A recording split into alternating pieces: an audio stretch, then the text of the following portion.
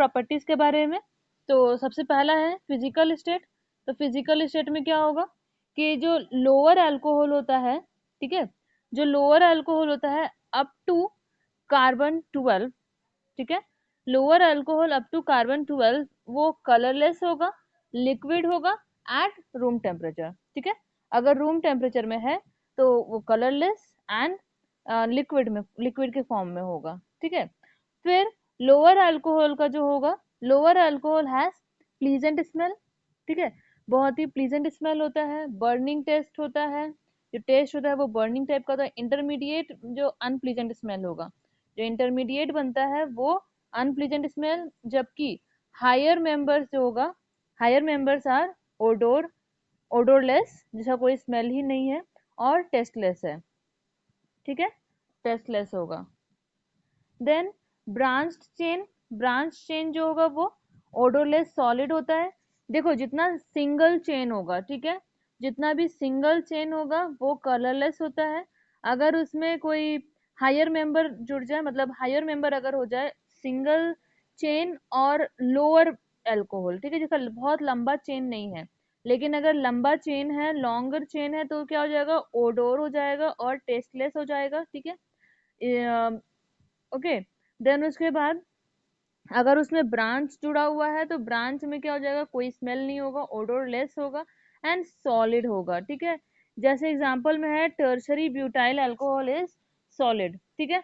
अब हम कैसे पहचानेंगे, कि याद कैसे रहेगा कि सॉलिड कौन होगा, लिक्विड कौन होगा। तो देखो सॉलिड की सिंपल है, सॉलिड की प्रॉपर्टीज याद रखो।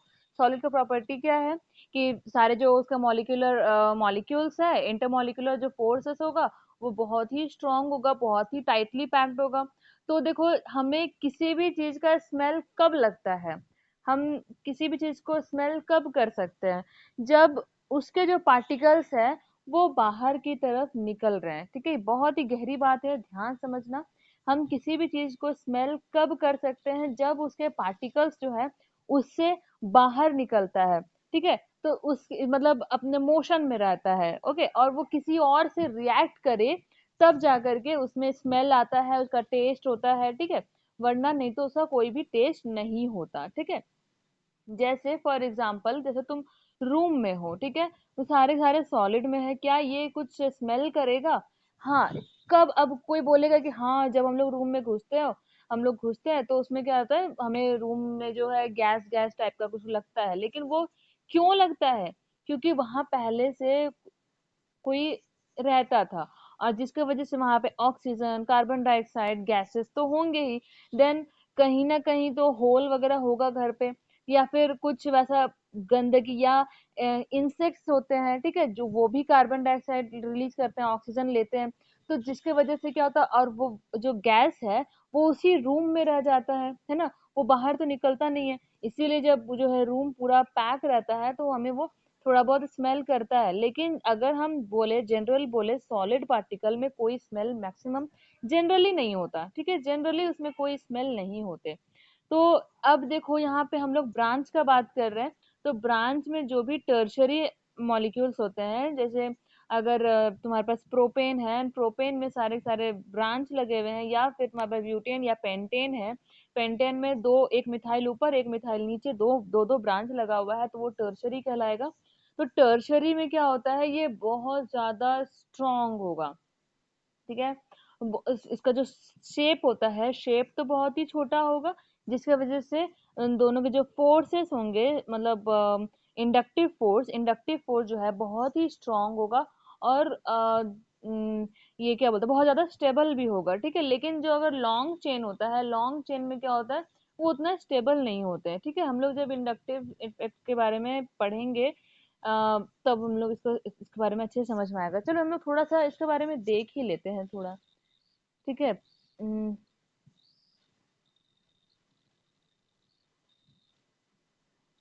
देखो, जब यहाँ पर अगर मेरे पास सिंगल चेन है, ठीक है, ऐसे करके अगर मेरे पास सिंगल चेन है, तो क्या हो रहा है, अगर यहाँ पे कोई भी रिएजेंट लगा हुआ है, जैसे मान लो हम लोग यहाँ पर लगा दिए कोई हेलोजन ग्रुप, ठीक है, कोई एक्स ग्रुप है। अब ये क्या, कार्बन कैसा ग्रुप होता है, कार्बन एक हमारा इलेक्ट्रोपॉजिटिव ग्रुप होता है, ठीक है। तो ये क्या करेगा, इस हेलोजन को अपना इलेक्ट्रॉन देगा, है ना, ये अपना इलेक्ट्रॉन देगा, और ये क्या करता है, इलेक्ट्रॉन खींचता है अपनी तरफ, जिसकी वजह से इसका जो बॉन्ड होगा वो स्ट्रांग होगा।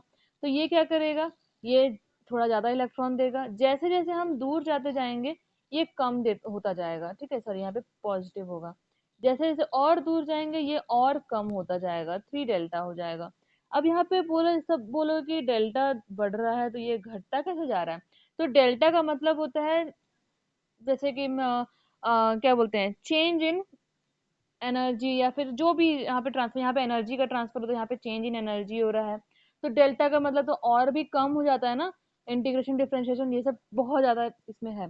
तो डेल्टा का मतलब होता है smaller energy, small change in energy. तो ये और डबल स्मॉल हो गया, फिर यहाँ से ये और ज्यादा स्मॉल हो गया, तो होते होते कम से कम इसकी जो एनर्जी होती है ना, ये मैक्सिमम से मैक्सिमम 3 कार्बन तक ही होता है।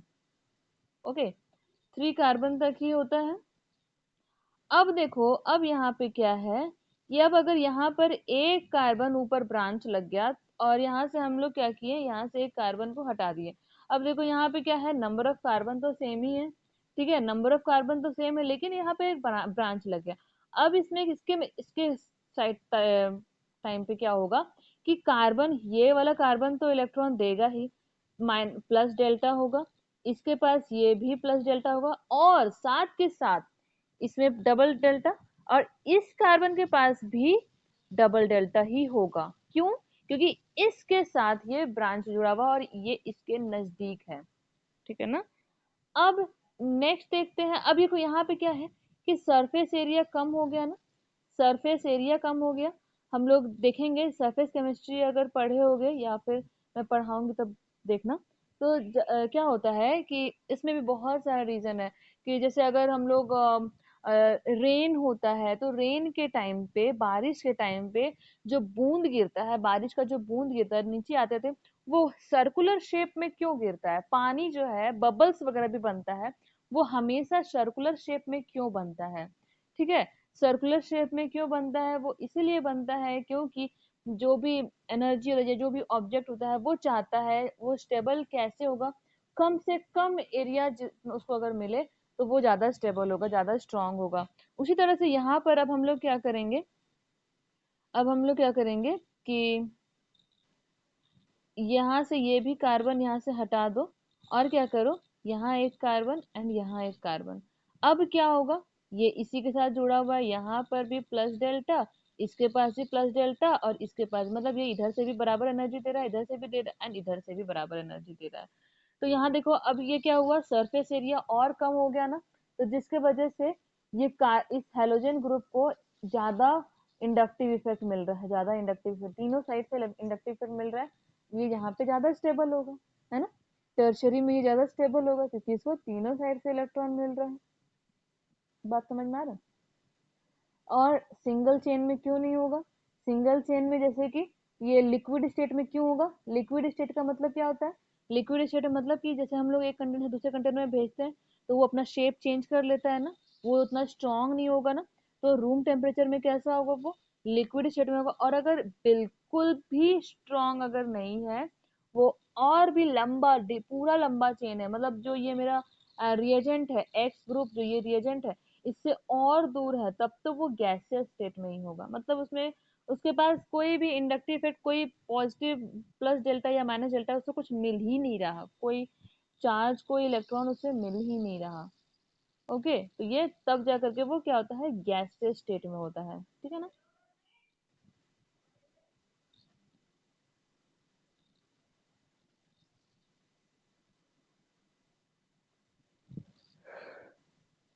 नेक्स्ट हम देखेंगे, फिजिकल स्टेट हो गया। अब देखेंगे बॉइलिंग पॉइंट।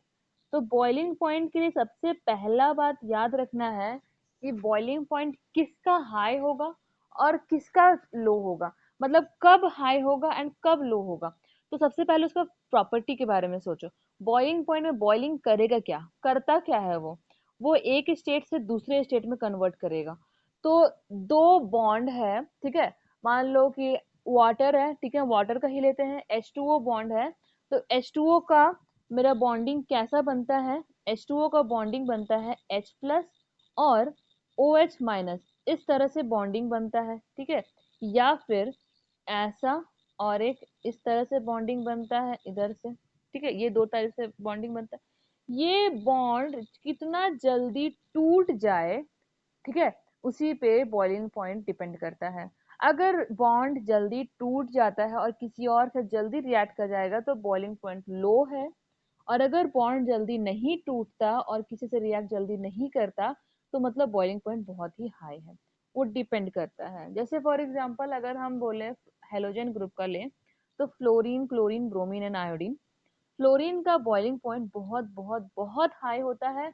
वो जल्दी नहीं छोड़ता, उसे हमें स्टेम करना पड़ता है, मतलब पूरा पूरा का पूरा हम अपना हीट बहुत ज्यादा कर दें तभी जाकर के फ्लोरीन अपना स्टेट चेंज कर पाएगा, अदरवाइज वो नहीं कर पाएगा। ओके। और अगर आयोडीन का, ठीक, हम आयोडीन का ले तो आयोडीन का साइज बहुत ही बड़ा है, वो मोर रिएक्टिव है। वो जरा सा भी बॉईल करने पे मतलब उसका बॉइलिंग पॉइंट बहुत ही लो होता है, ठीक है ना। चलो अब हम देखते हैं क्या है। तो boiling point of lower alcohol are higher in comparison to other classes. तो लोअर अल्कोहल होगा मतलब कार्बन 1 2 3 4 इस तरह से होगा, तो उसका बॉइलिंग पॉइंट बहुत ही लो होता है, ठीक है, वो आराम से ब्रेक हो सकता है, टूट सकता है उसका बॉन्ड। और compound hydrocarbon in comparison to other classes of compound hydrocarbon, ether, haloalkane, haloarine of comparable molecular masses. The properties of alcohol are chiefly due to hydroxyl group, ठीक है। और फिर हाइड्रोजन बॉन्डिंग।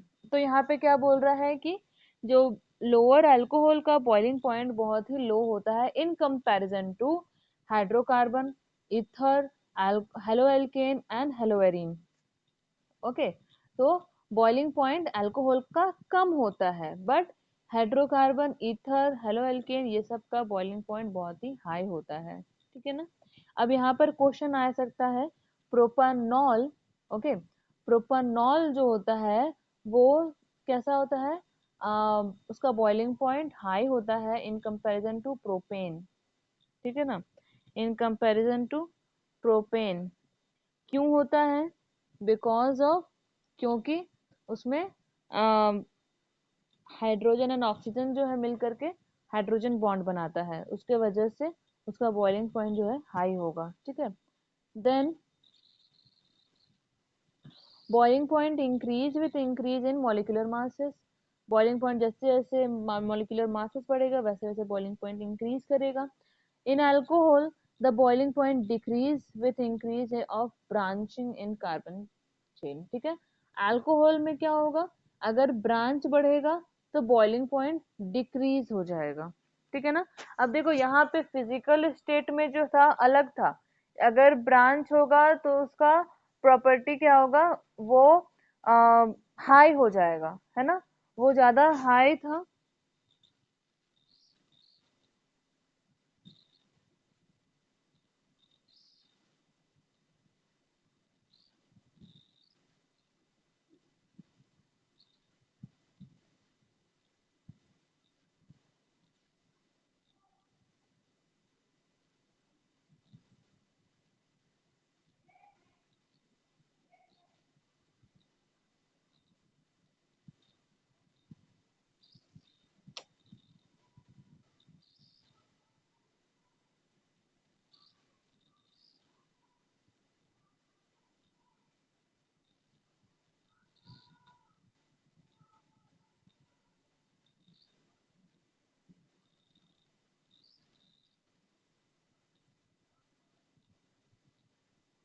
हाँ, तो उसका जो अगर ब्रांच होगा तो ओडोरलेस होगा, सॉलिड स्टेट में होगा, ठीक है, मतलब उसका जो ब्रेक अगर होगा तो वो उतना जल्दी नहीं हो सकता।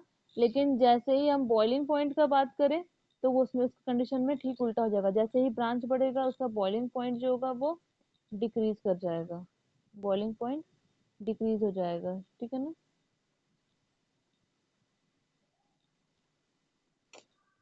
ओहो।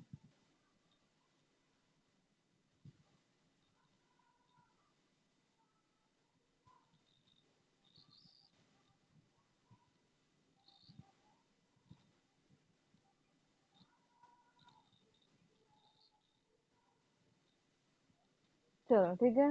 अब अल्कोहल के केस में ऐसा होता है कि बॉइलिंग पॉइंट जो होगा, बॉइलिंग पॉइंट मेरा डिक्रीज कर जाएगा विथ इंक्रीज इन ब्रांचिंग। ठीक है, चलो अब हम लोग देखेंगे कुछ स्ट्रक्चर कैसे होता है ये। देखो, यहाँ एक अल्कोहल है, ये है R O H, R O H, R O H. ठीक है, ये क्या कर रहा है, यहाँ से इसका ओ, इसका एच, सॉरी इसका ओ और इसका एच मिल करके हाइड्रोजन बॉन्ड बना रहा है, फिर इसका ओ इसका एच मिलकर हाइड्रोजन बॉन्डिंग बना रहा है। इसी तरह से सारे के सारे यहाँ पे क्या कर रहे हैं, मिल करके हाइड्रोजन बॉन्डिंग का फॉर्मेशन करता है। और हमें पता है ना, हाइड्रोजन बॉन्डिंग सबसे ज्यादा स्ट्रांग होता है, बहुत बहुत स्ट्रांग होता है। ओके, यहाँ देखो, यहाँ पे बेंजीन रिंग बना रहा है, बेंजीन का यहाँ पे अल्कोहल, ये ओ और ये जो डॉटेड है वो बॉन्ड बन रहा है। ठीक है, ये इसका मेन कंपाउंड है, ये मेन कंपाउंड है, और फिर यहाँ से ये मेन कंपाउंड है, ये इसका एच और इसका ओ मिलकर के बॉन्ड बना रहा है। ठीक है, यहाँ पे पूरा का पूरा बेंजीन ही है, ये इसका एक कंपाउंड, देन ये दूसरा कंपाउंड, देन ये दूसरा कंपाउंड, इसका ओ इसका एच, इसका ओ इसका एच मिलकर के हाइड्रोजन बॉन्डिंग बना रहा है। और यहाँ पे क्या है, बेंजीन एंड अल्काइल ग्रुप दोनों मिल करके अगर कंपाउंड बनाता है तो ये कैसा हो गया, ये वाटर में रिएक्ट कर रहा है। ठीक है, तो अल्कोहल का जो फॉर्मेशन होता है वो कैसा होता है, अल्कोहल जो है बहुत ही स्ट्रॉन्ग हाइड्रोजन बॉन्ड बनाएगा। ठीक है ना, स्ट्रॉन्ग हाइड्रोजन बॉन्ड बनाएगा। अब यहाँ पर डिपेंड करता है कि अल्काइल ग्रुप है या फिर बेंजीन ग्रुप है। बेंजीन ग्रुप क्या होता है, वो जल्दी अटैक कर लेगा, अपनी तरफ खींच लेगा, लेकिन मेरा जो अल्काइल ग्रुप होता है, एलिफेटिक ग्रुप होता है, वो ज्यादा स्ट्रॉन्ग नहीं होता। नेक्स्ट हम देखेंगे सॉल्युबिलिटी। ठीक है, सॉल्युबिलिटी देखेंगे।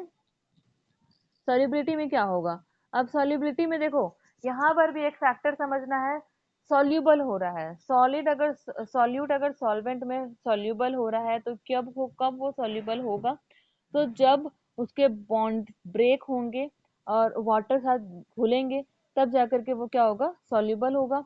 अगर उसका बॉन्ड ब्रेक नहीं हो रहा तो वो बॉन्ड मतलब सॉल्यूबल उसमें नहीं होगा, वो मिक्स नहीं होगा।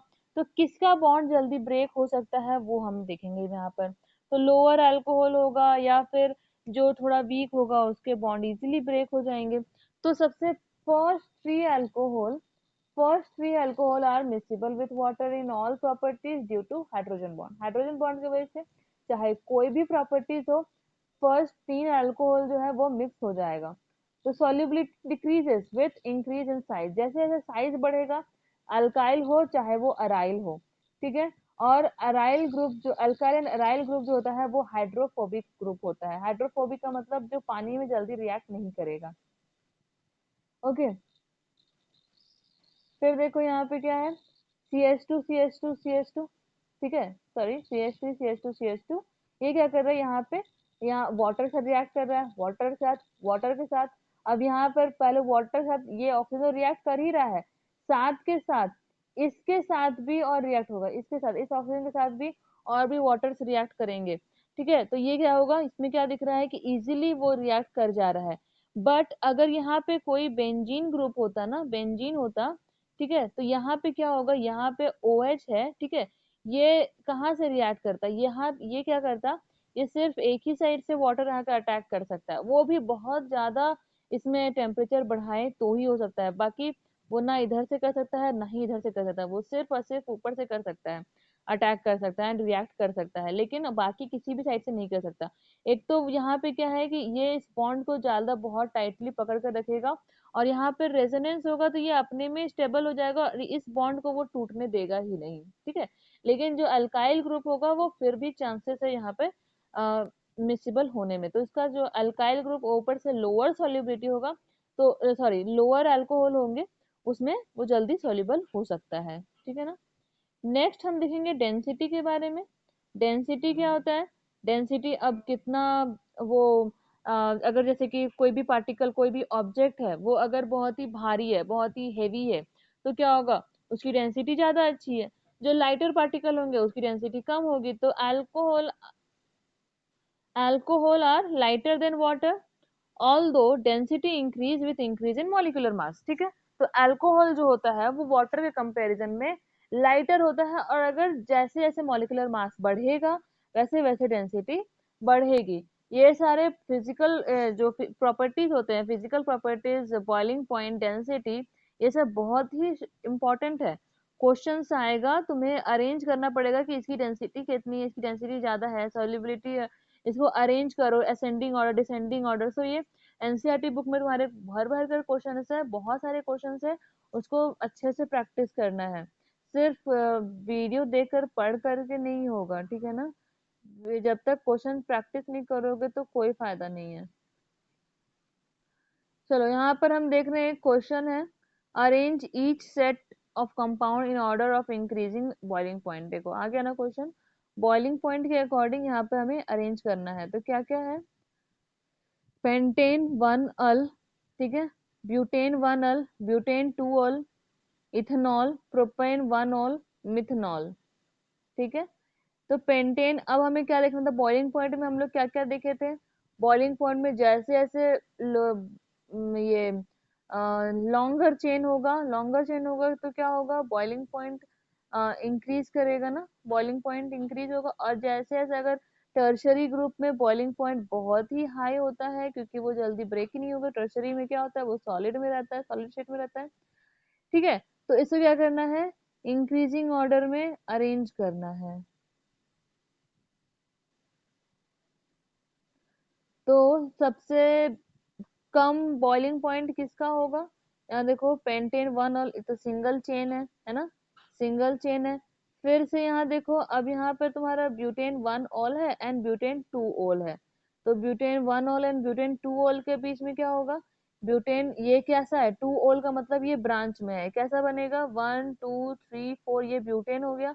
और यहाँ से अगर काउंटिंग करते हैं तो यहाँ मेरा ओ एच है, ये बन गया ब्यूटेन 2 ऑल, ये ब्रांच है। और ब्यूटेन 1 ऑल में क्या होगा, यहाँ पर ओ एच ग्रुप लगेगा, ठीक है। तो ब्रांच है, तो जैसे जैसे ब्रांच होगा मेरा उसका बॉइलिंग पॉइंट बढ़ता जाएगा। तो सेकंड नंबर में ये आएगा, ब्यूटेन 2 ऑल आएगा इसके ठीक बाद थर्ड में। उसके बाद यहाँ पे ethanol, propane 1 all and methanol है। तो अब उसके बाद कौन सा, ब्यूटेन के बाद कौन सा आएगा, मतलब उससे पहले ये प्रोपानॉल आएगा, सॉरी प्रोपानॉल आएगा। तो प्रोपानॉल कैसे नंबर में होगा, फोर्थ नंबर पे होगा, ये फोर्थ नंबर पे, देन ये फिफ्थ में, और ये फिर सिक्स्थ में, ठीक है। मिथेनॉल, मिथेनॉल का बॉइलिंग पॉइंट सबसे कम होगा, सबसे कम होगा ना मिथेनॉल का, क्योंकि इसका साइज जो है बहुत ही छोटा है, तो सबसे कम होगा। और सबसे ज्यादा बॉइलिंग पॉइंट किसका होगा, सबसे ज्यादा होगा pentanol, then butane 1 ol, then butane 2 ol, फिर प्रोपानॉल, फिर ethanol and then methanol.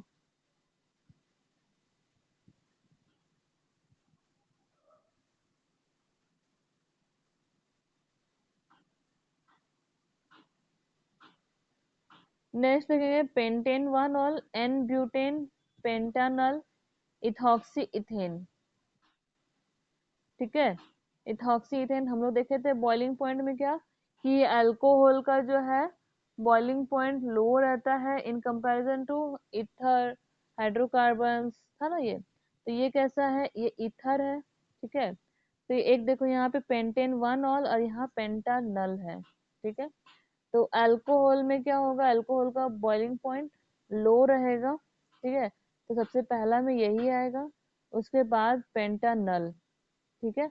Hydrocarbon का थोड़ा हाई होता है, और इसमें कौन सा रहेगा, देखो ब्यूटेन में कोई ऑक्सीजन नहीं है, तो ये तो बनाएगा ही नहीं कोई भी हाइड्रोजन बॉन्ड, ये बना सकता है, तो ये आएगा थर्ड नंबर में एंड देन ये फोर्थ नंबर पे।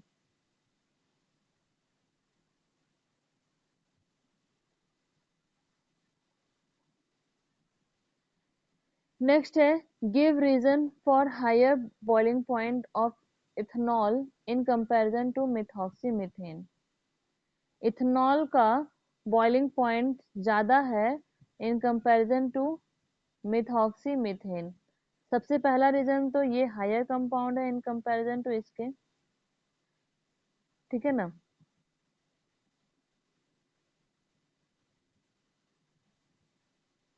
ठीक है, ये हायर कंपाउंड होता है, इथेनॉल का जो है हायर कंपाउंड होता है। और अल्कोहल जो होता है, अल्कोहल का बॉइलिंग पॉइंट, नहीं अल्कोहल तो वैसे खैर लोअर होता है, लेकिन यहाँ पे क्या बता रहा है, मिथॉक्सी मिथेन है, 1 कार्बन का कंपाउंड है, और यहाँ पे 2 कार्बन का कंपाउंड है, जिसकी वजह से इसकी बॉइलिंग पॉइंट जो होगी वो ज्यादा हाई होगी। और दूसरा रीजन एक है, ये हाइड्रोजन बॉन्डिंग बहुत ही स्ट्रांग बनाएगा, ऑटोमेटिक पहले से इसमें हाइड्रोजन बॉन्ड बना हुआ है, ठीक है ना। Explain why propanol has higher boiling point than that of hydrocarbon butane, ठीक है। यहाँ अभी हम लोग बताए थे, अभी हम लोग देखे थे प्रोपानॉल है, अल्कोहल है, हाइड्रोजन बॉन्ड बनाएगा, जिसकी वजह से इसकी बॉइलिंग पॉइंट हाई होगी in comparison to hydrocarbon butane. Hydrocarbon का हाइड्रोकार्बन में कोई ये नहीं बनाएगा ना, कोई हाइड्रोजन बॉन्ड तो नहीं बनाएगा, तो इसकी वजह से यहाँ पे इसका बॉइलिंग पॉइंट जो है लो होगा। ये आराम से टूट सकता है, लेकिन जो हाइड्रोजन बॉन्ड बनाते हैं वो आराम से ब्रेक नहीं हो सकते।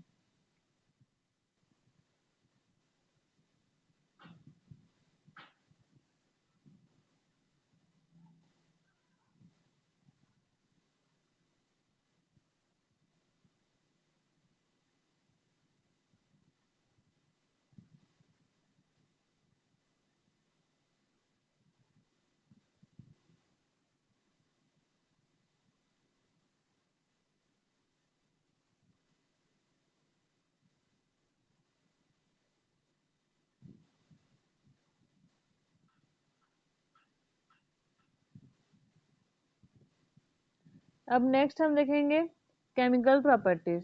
अब हम लोग केमिकल प्रॉपर्टीज में आते हैं। केमिकल प्रॉपर्टीज क्या है इसका, अल्कोहल जो होता है वर्सटाइल कंपाउंड होता है, दे रिएक्ट बोथ हैज, वो दोनों की तरह रिएक्ट कर सकता है, किससे किससे, nucleophile and electrophile as a both. Alcohol जो होता है वो ये न्यूक्लियोफाइल ही बन सकता है और इलेक्ट्रोफाइल ही बन सकता है, जैसे कि न्यूक्लियोफाइल में OH बॉन्ड ब्रेक अगर होगा तो ये बन जाएगा न्यूक्लियोफाइल, और अगर इलेक्ट्रोफाइल में क्या होगा, अगर कार्बन एंड ऑक्सीजन का बॉन्ड ब्रेक होगा तो ये इलेक्ट्रोफाइल बन जाएगा। और जब इलेक्ट्रोफाइल बनेगा तो इसको हम कहेंगे प्रोटोनेटेड अल्कोहल। प्रोटोनेटेड का मतलब कार्बन पर पॉजिटिव चार्ज आ जाएगा, जब ये ऑक्सीजन यहाँ से रिलीज हो जाएगा तो यहाँ पे कार्बन के ऊपर पॉजिटिव चार्ज आ जाएगा, ठीक है।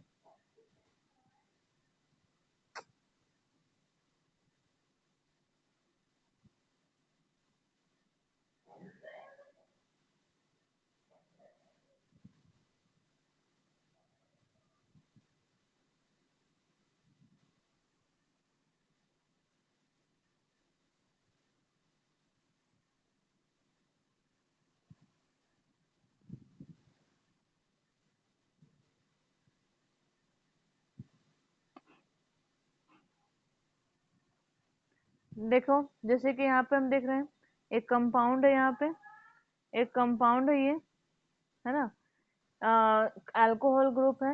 यहाँ से ये अगर बॉन्ड ब्रेक हो रहा है तो बन जाएगा न्यूक्लियोफाइल, अगर ये बॉन्ड ब्रेक होगा तो बन जाएगा इलेक्ट्रोफाइल। तो देखते हैं अल्कोहल जब न्यूक्लियोफाइल की तरह बिहेव करेगा तो क्या करेगा। ये ROH ग्रुप है, CX के साथ रिएक्ट करेगा तो क्या होगा, ये जो लोन पेयर है ऑक्सीजन के पास, ये कार्बन पे अटैक करेगा, ये आकर के यहाँ पर जुड़ जाएगा। हम्म,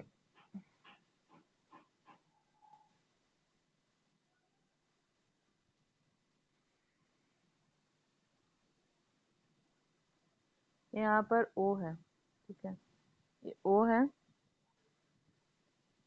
क्या करेगा उसके बाद, ऑक्सीजन पे देखो तीन तीन बॉन्ड बन गया ना, ये हाइड्रोजन कैसा है, पॉजिटिव चार्ज आ गया, ये क्या करेगा, हाइड्रोजन अपना इलेक्ट्रॉन ऑक्सीजन को दे देगा और ये हाइड्रोजन यहाँ से निकल जाएगा, मेरा फाइनल कंपाउंड बन जाएगा ये।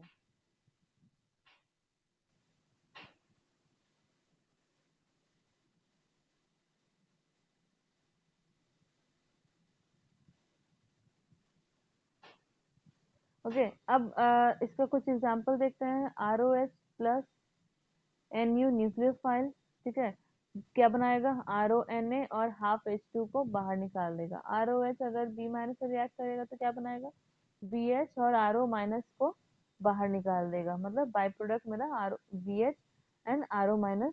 RO- मेरा प्रोडक्ट बनेगा एंड बाई प्रोडक्ट BH बन जाएगा। बेस, अगर वो न्यूक्लियोफाइल रिएक्ट करता है तो यहाँ पर न्यूक्लियोफाइल, ये न्यूक्लियोफाइल है, यहाँ न्यूक्लियोफाइल आ जाएगा। एंड अगर बेस के साथ रिएक्ट करता है तो यहाँ बी एच जो है बाहर निकलेगा। बी एच देखो न्यूक्लियोफाइल की तरह कर रहा है तो एच टू बाहर निकल रहा है, लूज कर रहा है। एंड बेस के साथ रिएक्ट कर रहा है तो बेस में एक हाइड्रोजन जुड़ जाएगा और वो एज अ बाई प्रोडक्ट बाहर निकल जाएगा। ठीक है, अब यहाँ पे ये क्या बन गया, ये बना दिया यहाँ पे कैसा, एक न्यूक्लियोफाइल बना दिया यहाँ पर इसको। अब यहाँ से क्या करेगा, अटैक करेगा कोई भी न्यूक्लियोफाइल या इलेक्ट्रोफाइल, सॉरी इलेक्ट्रोफाइल अटैक करेगा, यहाँ से कोई भी कंपाउंड बना देगा।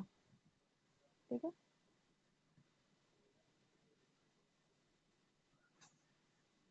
अब देखो जब इलेक्ट्रोफाइल अल्कोहल बिहेव करेगा as a protonated alcohol as a electrophile, तब कौन सा बॉन्ड ब्रेक होगा, कार्बन एंड ऑक्सीजन के बीच का बॉन्ड ब्रेक होगा। तो ये क्या करेगा, ऑक्सीजन जब इलेक्ट्रोफाइल की तरह अटैक करेगा तो ये ऑक्सीजन इस H प्लस को अटैक करेगा और यहाँ पे बना देगा H2O। ठीक है, ये बार बार यूज होने वाला है अभी, इसको ध्यान समझना। ऑक्सीजन के पास लोन पेयर होता है, ये H प्लस का अटैक करेगा, बना लेगा H2O। यहाँ पे आ जाएगा पॉजिटिव चार्ज, ये पॉजिटिव चार्ज है, यहाँ पे आ जाएगा पॉजिटिव चार्ज। तब जाकर के जब यहाँ पे ऑक्सीजन पे पॉजिटिव चार्ज आ गया, ये क्या करेगा, कार्बन से अपना इलेक्ट्रॉन ले लेगा और कार्बन पे पॉजिटिव चार्ज आ जाएगा जो कि कार्बन को एक प्रोटोनेटेड अल्कोहल बना देगा। ये बिहेव करेगा कैसा, एज अ इलेक्ट्रोफाइल। ओहो,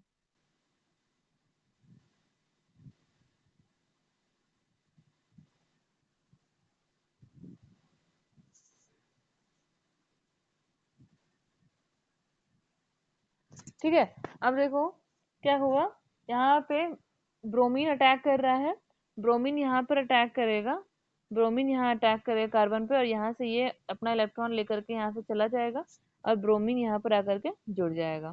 फिर ROH और HX जो है अगर आपस में रिएक्ट करे तो X को वो अलग कर देगा। ठीक है, X को अलग कर देगा, H प्लस आकर के यहाँ जुड़ जाएगा, H2O बना लेगा, H2O अपना इलेक्ट्रॉन लेकर के चला जाएगा, R के पास पॉजिटिव चार्ज आएगा और यहाँ से फिर वो X माइनस का रिएक्ट करेगा और यहाँ से वाटर लूज हो जाएगा, निकल जाएगा।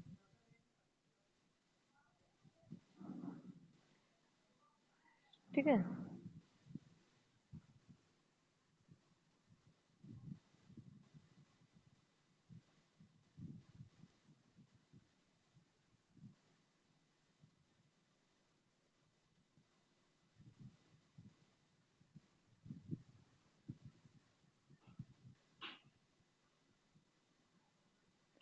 देखो और क्या है, OH बॉन्ड का क्लीवेज जब होगा तो इसको मेटल के साथ भी हम रिएक्ट करवा सकते हैं, इसको हम मेटल के साथ भी रिएक्ट करवा सकते हैं। ठीक है, जैसे alcohol plus active metal, active metal में क्या क्या आता है, सोडियम पोटेशियम एंड एल्यूमिनियम। ठीक है, ये बना लेगा अल्कोक्साइड और H2 गैस रिलीज कर देगा।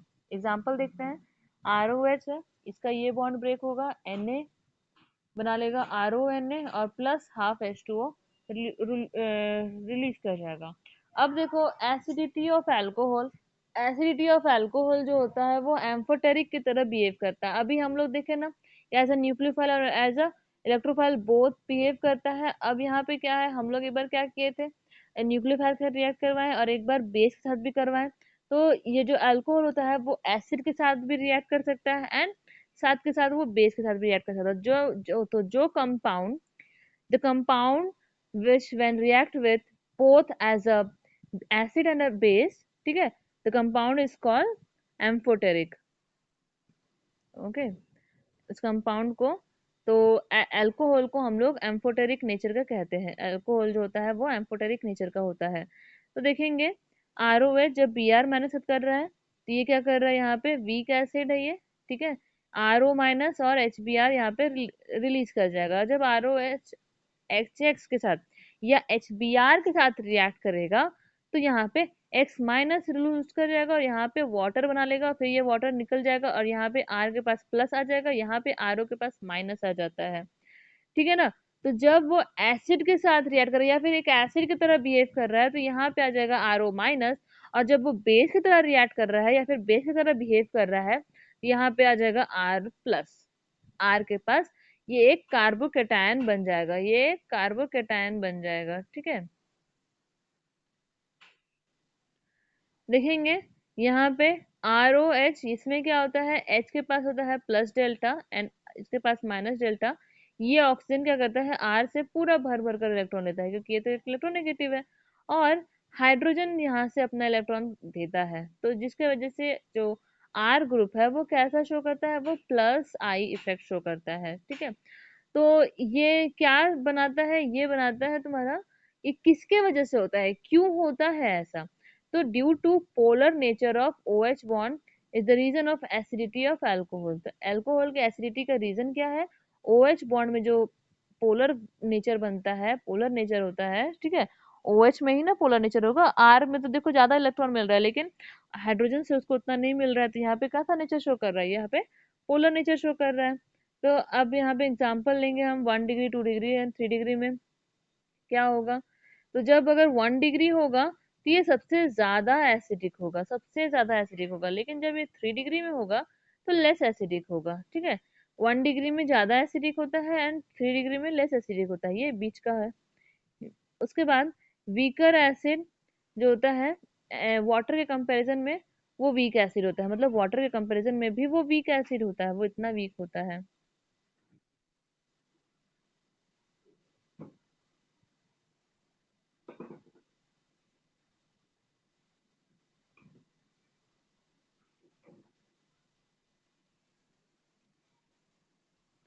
अब हम लोग देखेंगे स्टरीफिकेशन, ठीक है।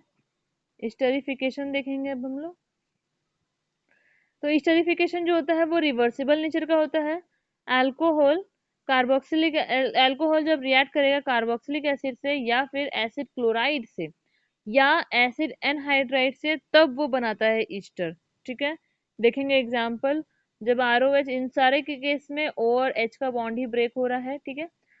कार्बोक्सिलिक एसिड रिएक्ट कर रहा है, यहाँ से OH बॉन्ड ब्रेक होगा, यहाँ पे H बॉन्ड ब्रेक होगा, मतलब यहाँ से कार्बन में प्लस आ रहा है, यहाँ पे O में माइनस चार्ज आ रहा है, H2O रिलीज हो रहा है, दिख रहा है ना, यहाँ से OH और यहाँ से H रिलीज निकल रहा है, तो H2O रिलीज हो रहा है और बना लेगा इसका RCO, और इसका RO मिल करके बना लेगा का ईस्टर, ठीक है। आया समझ में, इसका RO और इसका RCO, ये दोनों मिल करके ईस्टर बना ले रहा है, ठीक है। यहाँ पे कैसा चार्ज आ रहा है, ये O पे माइनस चार्ज आएगा और यहाँ C पे प्लस चार्ज आएगा, इसका प्लस और इसका माइनस मिल करके ईस्टर बना लेगा, ठीक है ना। नेक्स्ट, अब यहाँ पे OH है, अब ROCl, सोचो सोचो सोचो क्या होना चाहिए, खुद से सोचो। यहाँ पे OCl और यहाँ पे H, ये अलग हो जाएगा। अब यहाँ से क्या बना लेगा, HOCl यहाँ से बना लेगा, सॉरी HCl यहाँ से बना लेगा, और इसका RCO और इसका RO, ये दोनों मिल करके ईस्टर बना लिया फिर से। देन हम एसिड एनहाइड्राइड का देखेंगे।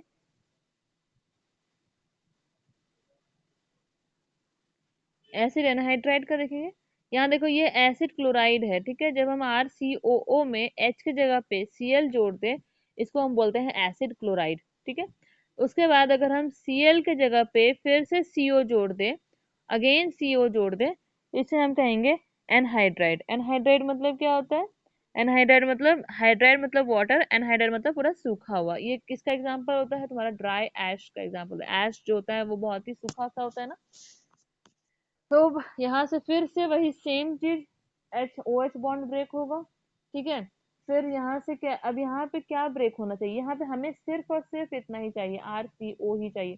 तो इतना का इतना ही ब्रेक होगा, यहाँ पे पॉजिटिव चार्ज आएगा, ये RO के साथ रिएक्ट करेगा, और जो यहाँ से H बॉन्ड टूटा था, ये H बॉन्ड इस O के साथ भी रिएक्ट करेगा, मतलब एक बार हमें ईस्टर मिल रहा है और एक बार हमें फिर से कार्बोक्सिलिक एसिड मिल रहा है, ठीक है। हमेशा जो बॉन्ड ब्रेक होगा इस साइड में, जो भी मेरा कार्बोक्सिलिक एसिड है या फिर एनहाइड्राइड है, तो हमेशा हमारा यही बॉन्ड ब्रेक होना है। अब यहाँ से क्या हो रहा है, यहाँ से RO ग्रुप आकर के जुड़ जा रहा है और यहाँ से H ग्रुप यहाँ पर आकर के जुड़ गया, तो एक ईस्टर बना दिया और एक कार्बोक्सिलिक एसिड बना दिया। ये रिएक्ट होगा इन प्रेजेंस ऑफ pyridine या बेस।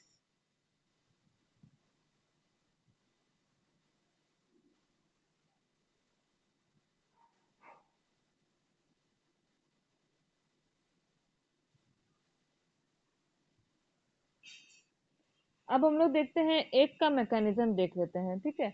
बाकी दोनों का खुद से ट्राई करना एक बार, बन जाएगा मैकेनिज्म, बहुत ही इजी है, ज़्यादा टफ नहीं है। तो यहाँ पे क्या हो रहा है, RCOOH, ठीक है, क्या है ये, कार्बोक्सिलिक एसिड है और एक अल्कोहल है। ओके, ये क्या होगा, सेम टू सेम हर जगह होगा, ठीक है। ये डबल बॉन्ड ऊपर गया, इसके पास माइनस डेल्टा, इसके पास plus delta, minus delta react कर रहा है H प्लस के साथ, और ये जो ROH ग्रुप था यहाँ से जो लोन पेयर है ये रिएक्ट करेगा इसका प्लस से, तो क्या बना लेगा, देखो ROH, RCOOH, फिर OH, ये पूरा का पूरा बन गया, ठीक है। और इस कार्बन के साथ क्या अटैक था, इस कार्बन के साथ यहाँ पे दिखाते हैं, रुको ध्यान से देखना, इस कार्बन के साथ यहाँ पे ये बॉन्ड, ये ग्रुप आकर के जुड़ जाएगा, यहाँ पे हम लिखेंगे O, फिर यहाँ H, और यहाँ पे फिर R2, इस तरह से हमारा क्या बनेगा, कंपाउंड बनेगा। ओके, मतलब ये बॉन्ड के साथ हमेशा जो ग्रुप जुड़ रहा है सिंगल बॉन्ड होगा, जो भी ग्रुप जुड़ रहा है वही ग्रुप यहाँ पर आकर के जुड़ेगा। अब हमें यहाँ क्या दिख रहा है ना, ऑक्सीजन के पास देखो 3 बॉन्ड है, इस हाइड्रोजन के साथ भी एक बॉन्ड है, आर के साथ भी एक बॉन्ड है, और यहाँ ऊपर से भी एक बॉन्ड है। ये क्या करेगा, H प्लस जो है ये निकल जाएगा, ये निकल कर क्या करेगा, इसके इस ऑक्सीजन के पास यहाँ पर आकर के, ये OH है, इसके बाद लोन पेयर था, यहाँ पर आकर जुड़ गया, फिर से ये यहाँ पे वाटर बना दिया। जब ये वाटर बनाया तो ये कार्बन से ये अलग हो जाएगा, अब ये कार्बन से क्या हुआ, अलग हो गया, ठीक है, कार्बन से अब ये अलग हो गया। अब यहाँ पे वाटर रिलीज कर गया, वाटर जब रिलीज हुआ, जब ये कार्बन से अलग हो तो इस कार्बन के पास कैसा चार्ज आया, पॉजिटिव चार्ज आया, तो जब पॉजिटिव चार्ज आया तो क्या करेगा, ये ऑक्सीजन से जो है अपना इलेक्ट्रॉन ले लेगा, यहाँ से OH माइनस जो है निकल जाएगा और मेरा कंपाउंड बना देगा। जब ये ऑक्सीजन से अपना इलेक्ट्रॉन ले लिया तो ऑक्सीजन के पास तो नेगेटिव चार्ज आ गया, अब वो नेगेटिव चार्ज क्या करेगा वहां पे, वो डबल बॉन्ड बना लेगा। यहाँ से हाइड्रोजन रिलीज करेगा, तो हाइड्रोजन जब H प्लस रिलीज कर रहा है, ठीक है, जब यहाँ से H प्लस जो है रिलीज करेगा, O पे कैसा चार्ज आएगा, माइनस चार्ज, और यहाँ पे प्लस चार्ज है तो ये माइनस जो है इधर आएगा, ठीक है। उसको स्टेबल करने के लिए माइनस जो है, देखो ध्यान से देखो, ये माइनस जो है, ये माइनस यहाँ पर था, ये यहाँ आ जाएगा, ताकि यहाँ पे ये डबल बॉन्ड बना लेगा और जिसकी वजह से वो स्टेबल हो जाएगा, तो मेरा ये ईस्टर का फॉर्मेशन हो गया।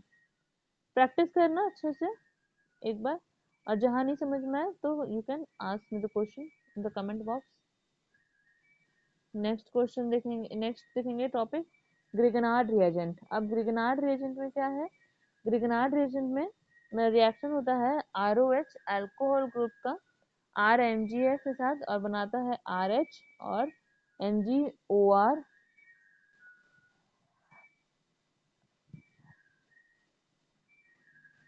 MgOR और X, ठीक है। तो कैसे होगा, CH3OH, इसके पास माइनस डेल्टा, इसके पास प्लस डेल्टा, Mg के पास से प्लस डेल्टा, इसके पास माइनस डेल्टा, इसका माइनस इसके प्लस के साथ, इसका प्लस इसके माइनस के साथ रिएक्ट करेगा, तो बना लेगा क्या, C2H6 और NgOCH3Br। नेक्स्ट हम एसिटाइलेशन करेंगे, अल्कोहल को एसाइल हैलाइड से रिएक्ट करेंगे तो बनाएगा क्या, ईस्टर बनाएगा, ठीक है। आज हम लोग सिर्फ और सिर्फ प्रिपरेशन पढ़ रहे हैं, कन्वर्शन पढ़ रहे हैं, ये सारे कन्वर्शन बहुत बहुत इंपॉर्टेंट है, ठीक है। एसिटाइलेशन, अल्कोहल रिएक्ट होगा एसाइल हैलाइड के साथ। अब एसाइल क्या होता है, देखो जो हम लोग बोलते हैं एसिड क्लोराइड ना, एसिड क्लोराइड को ही हम लोग एसिड एसाइल हैलाइड बोलते हैं, RCOCl, ये भी है एसाइल हैलाइड, ठीक है।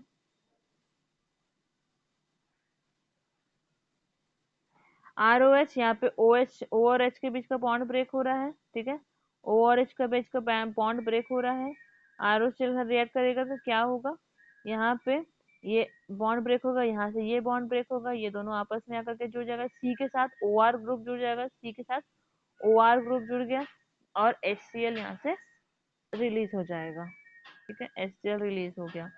फिर हम एग्जाम्पल देखेंगे, ROH, यहाँ पे ये बॉन्ड ब्रेक होगा, यहाँ पे ईस्टर दे दिया गया है, ईस्टर है यहाँ पर, हमें सिर्फ और सिर्फ क्या चाहिए, सिर्फ और सिर्फ R और CO चाहिए, तो यहाँ से ये बॉन्ड ब्रेक होगा, R और CO मिल गया, इसका H आकर इस ऑक्सीजन के साथ मिलेगा, और ये RCO इस RO के साथ मिक्स होगा, बना लेगा ईस्टर फिर से, और एक कार्बोक्सिलिक एसिड बना लेगा, अब हम लोग एग्जाम्पल देखते हैं। CH3COOH कार्बोक्सिलिक एसिड है, रिएक्ट कर रहा है अल्कोहल के साथ। ठीक है, अल्कोहल के साथ रिएक्ट कर रहा है, तो यहाँ क्या होगा, माइनस डेल्टा H प्लस, और इसके लोन पेयर के साथ ये कार्बन का पॉजिटिव डेल्टा, ये दोनों आपस में आकर के जुड़ गया। ठीक है, दोनों क्या हुआ, आपस में आकर जुड़ गया। तो अब क्या होगा, ये ऑक्सीजन के पास यहाँ पे 3 बॉन्ड बन गया, ये हाइड्रोजन जाकर के यहाँ पर अगर अटैक कर लेगा, यहाँ से क्या बन जाएगा, वाटर बनेगा, है ना। यहाँ से खुद से सोचो, खुद से, बहुत ही ईजी है। यहाँ से क्या बनेगा, यहाँ से इस तरह से करके वाटर बन जाएगा, वाटर बन जाएगा। ये का यहाँ से फिर हाइड्रोजन, ये पूरा वाटर जो है यहाँ से निकल जाएगा, इस कार्बन के पास कैसा चार्ज आ जाएगा, प्लस चार्ज आ जाएगा, पॉजिटिव चार्ज होगा। तो जब यहाँ पे पॉजिटिव चार्ज होगा, यहाँ से ये H प्लस जो है ये लूज कर जाएगा, निकल जाएगा, ऑक्सीजन के पास माइनस हो जाएगा, माइनस चार्ज आ जाएगा, और इस कार्बन के पास तो पॉजिटिव है ही, ये क्या करेगा, यहाँ से ये यहाँ पे माइनस आएगा, ये यहाँ पे अपना डबल बॉन्ड बना लेगा, मेरा बन जाएगा ईस्टर। ठीक है ना।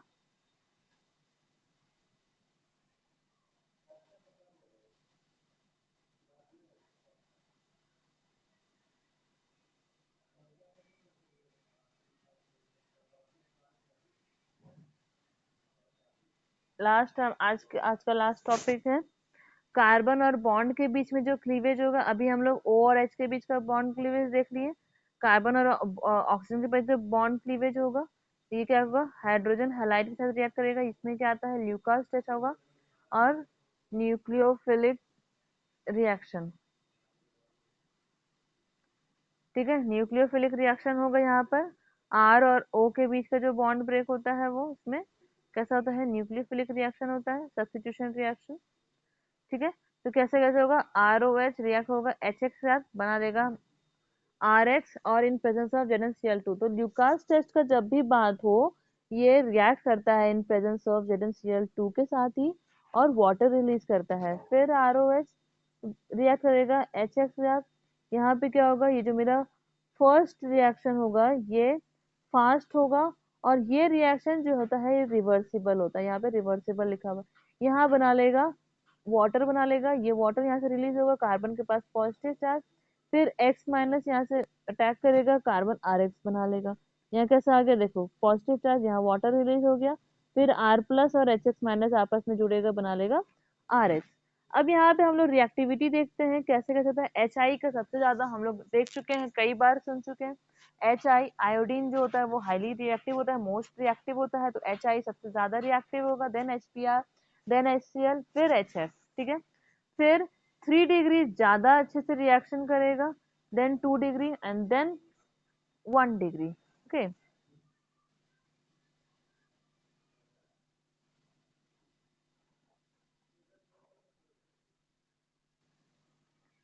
ठीक है ना। उसके बाद क्या होगा, नेक्स्ट देखेंगे। यहाँ पे देखो, दिख रहा है कि 3 डिग्री जो होगा वो तुरंत रिएक्ट कर जाएगा, फटाक से रिएक्ट कर जाएगा। देन 2 डिग्री में 2 to 5 मिनट लगता है, और 1 डिग्री में कोई रिएक्शन ही नहीं होगा। ठीक है, ल्यूकास टेस्ट को कहते हैं। ROH और HCl रिएक्ट करेगा इन प्रेजेंस ऑफ ZnCl2। जो ये यहाँ पे RCl मिलता है हमें, ये होता है टर्बिडिटी। ठीक है, इसको हम कहते हैं टर्बिडिटी। अब हम यहाँ पे देख रहे हैं next, PX3 phosphorus try halide के साथ रिएक्ट करेगा, तो ROH PX3 के साथ रिएक्ट कर रहा है, RX बनाएगा, और H3PO4 मेरा बाई प्रोडक्ट बनेगा। X की जगह पे क्या होगा, क्लोरीन एंड ब्रोमीन, सिर्फ और सिर्फ chlorine and bromine. Then C2H5OH PCl5 के साथ रिएक्ट कर रहा है, बनाएगा C2H5Cl, बाई प्रोडक्ट मिलेगा POCl3 और HCl। फिर CH3OH जो होगा, अगर वहां पे हमें आयोडीन से रिएक्ट करना है, यहाँ हमें देना होगा रेड फॉस्फोरस। ठीक है, तब जाकर के हमें मिलेगा यहाँ पे CH3I और H3PO4 PO3 जो है यहाँ पे by as a by product निकलेगा। ठीक है, तो यहाँ पे अब देखना है कि आयोडीन जो होता है, यहाँ पे आयोडीन जो है मेरा PCl3 एंड PCl5 से क्यों नहीं रिएक्ट करता। वो इसलिए नहीं करता क्योंकि आयोडीन जो है हाईली रिएक्टिव है, मोस्ट रिएक्टिव एलिमेंट है। तो जैसे ही वो PCl3 या PCl5 के साथ रिएक्ट करेगा, सॉरी, PCl क्लोरीन की जगह पे अगर आयोडीन,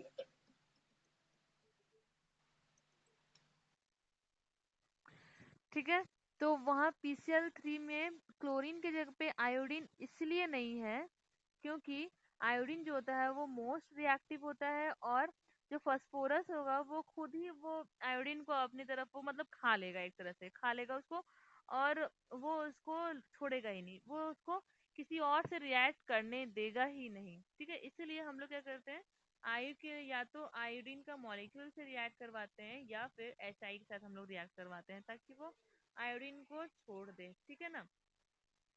तो यहाँ पे क्या बना लेगा, अगर वो I2 के साथ रिएक्ट कर रहा है रेड फॉस्फोरस, तो बना लेगा CH3I और H3PO4, लूज कर जाएगा। फिर अगर CH3OH अगर HI के साथ रिएक्ट करता है तो मीथेन बना लेगा और H2O और आयोडीन रिलीज हो जाएगा। ठीक है। तो यहाँ पे अभी क्या देखना है कि सिर्फ मीथेन नहीं, अगर यहाँ पे लॉन्गर चेन भी है, अगर इथेन इथेनॉल या प्रोपानॉल भी है, तो यहाँ पे इथेन या प्रोपेन इस तरह से मेरा कंपाउंड बन जाएगा और वाटर एंड आयोडीन रिलीज हो जाएगा। ठीक है।